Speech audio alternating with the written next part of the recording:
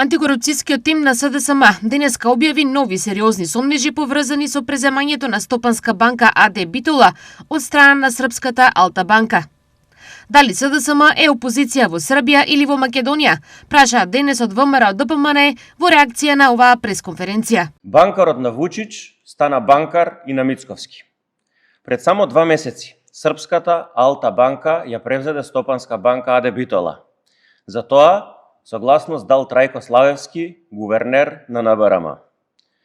Дали токму тоа е причината за која Трајко Славевски беше избран за гувернер на НБРМ, само за да тивко и експедитивно се реализира токму оваа сделка.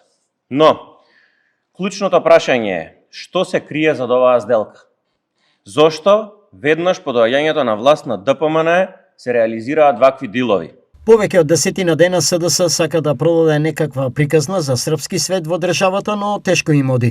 Не ја научија лекцијата која им ја одржаа граѓаните, а на следните избори добро е ако имаат и 100.000 гласачи.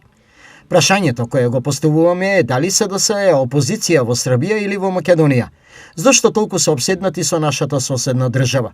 Дали има нешто кое што Заев и Филипче го кријат од јавноста во Македонија за некаков бизнис во Србија, па затоа се гласни? Дали преку нашиот северен сосед Заев купувал акции во индиска авиокомпанија? Чиви банкарски интереси во Македонија штити? Налагите на СДС и се кратки нозете. Бомбите што ги промовираат освен дим и чад не пукаат. Се вели во реакцијата на ВМРО ДПМН.